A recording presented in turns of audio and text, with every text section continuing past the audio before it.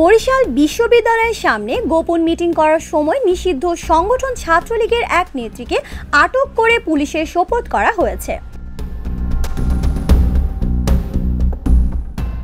মঙ্গলবার 15 এপ্রিল দিবাগত রাতে তাকে আটক করে পুলিশের সোপর্দ করা হয়েছে বলে জানান বরিশাল মহানগর পুলিশের বন্দর থানার ওসি রফিকুল ইসলাম। আটক ওই ছাত্রলীগ নেত্রী টিকলি শরীফ বিশ্ববিদ্যালয়ের মার্কেটিং বিভাগের 2020-21 শিক্ষাবর্ষের শিক্ষার্থী। তিনি খুলনা মহানগর শাখা ছাত্রলীগের উপছাত্রী বিষয়ক সম্পাদক এবং বরিশাল বিশ্ববিদ্যালয় সংগঠনের সাথে সম্পৃক্ত ছিলেন। প্রত্যক্ষদর্শীরা জানান, মঙ্গলবার সন্ধ্যা 7:30টার দিকে বিশ্ববিদ্যালয়ের 1 নং গেটের সামনে ভোলা রোডে একটি দোকানে টিকলি শরীফ সহ 3 জনকে অবরুদ্ধ করে ছাত্রদল নেতাকর্মীরা। বিষয়টি বিশ্ববিদ্যালয় প্রশাসনকে অবহিত করলে রাত 9টার দিকে প্রক্টর এসে টিকলি শরীফকে পুলিশের হাতে তুলে দেন। এর মধ্যে টিকলি ছাত্রলীগের রাজনীতির সাথে জড়িত থাকলেও বাকি 2 জন ছাত্রলীগ করতেন না বলে জানা গেছে।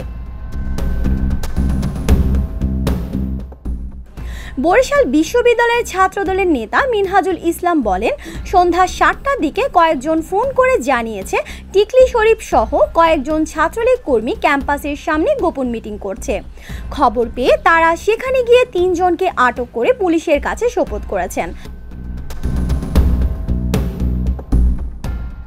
বরিশাল বিশ্ববিদ্যালয়ের ছাত্রদলের সদস্য আরিফ হোসেন শান্ত বলেন, নিষিদ্ধ সংগঠন ছাত্রলীগ নেত্রী টিকলি শরীফ জুলাই-আগস্টের আন্দোলনে সাধারণ শিক্ষার্থীদের ওপর হামলা করেছে।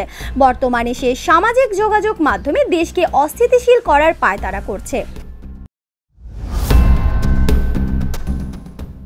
বরিশাল বিশ্ববিদ্যালয় ক্যাম্পাসের সামনে গোপন মিটিং করা অবস্থায় তাকে আটক করা হয়েছে। পরে তাকে পুলিশের সোপর্দ করা হয়। বিশ্ববিদ্যালয়ের প্রক্টর ডক্টর সোনিয়া খান সোনি বলেন, কিছু শিক্ষার্থী বিষয়টি জানানোর পর ঘটনাস্থলে গিয়ে পুলিশের সঙ্গে কথা বলে অভিযুক্তদের হস্তান্তর করি। পরবর্তী ব্যবস্থা পুলিশ আইন অনুযায়ী গ্রহণ করবে। বন্দর থানার ওসি রফিকুল ইসলাম বলেন, তাদের কাছে হস্তান্তর করা 3 জনের মধ্যে 2 শিক্ষার্থীদের বিরুদ্ধে কোনো অভিযোগ নেই। টিকলির বিষয়ে এখনো কোনো সিদ্ধান্ত নেওয়া হয়নি।